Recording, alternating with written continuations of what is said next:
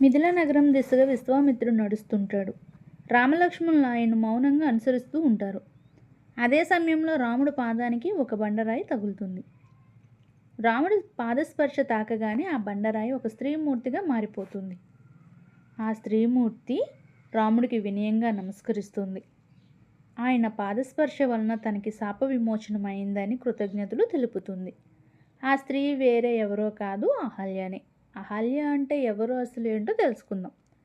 ఆమె గౌతమ్ మహర్షి ఇల్లాలు. ఎవరు? అహల్య. ఆమె అలా బండరాయిగా పడి ఉండడానికి కారణం ఏంటి? వెనుక ఏమైనా బలమైన కారణం ఉందా? ఎందుకు రాయిగా మారిందో తెలుసుకుందాం.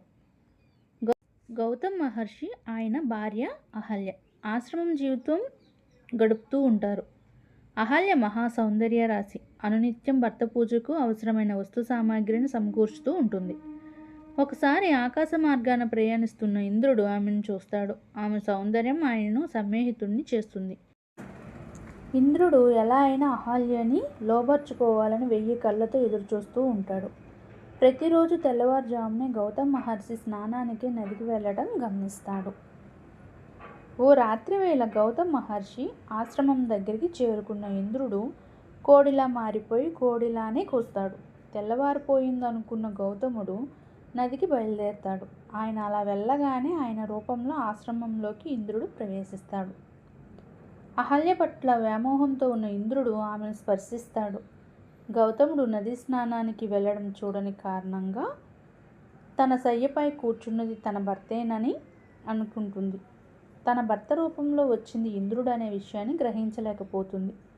నది స్నానం కోసం బయలుదేరి కొంత దూరం వెళ్ళిన గౌతముడికి ఇంకా తెల్లవారలేదనే విషయం అర్థమవుతుంది. ఆ సమయంలో కోడి ఎందుకు కూసి ఉంటుందనే విషయాన్ని గురించి ఆలోచిస్తూ ఆశ్రమానికి చేరుకుంటాడు. ఆశ్రమంలో తన రూపంలో దేవేంద్రుడితో అహల్యను చూస్తాడు. ఆశ్రమంలో తన రూపంలోని దేవేంద్రుడితో అహల్యను చూస్తాడు. ఇంద్రుడు ధోరణి పట్ల అగ్ర ఆవేశాలను వ్యక్తం చేస్తాడు.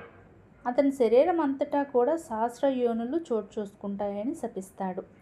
వచ్చినవాడు తన భర్త కాదనే విషయాన్ని గ్రహించలేకపోయిన అహల్య శిలగా పడి ఉండాలని శపిస్తాడు. ఆ ఇద్దరు ప్రాధేయపడటంతో బ్రహ్మ, విష్ణు, మహేశ్వరులు ఒకే చోట కొలువైన చోటును వాళ్ళను పూజించి శాప విమోచనాన్ని పొందుతామని ఇంద్రుడికి చెప్తాడు. శ్రీరాముడు పాదస్పర్శ చేత శాప విమోచనం కలుగుతుందని అహల్యతో అంటాడు. అలా రాముడు పాదం సోకిన వెంటనే అహల్యకు శాప విమోచనం అవుతుంది.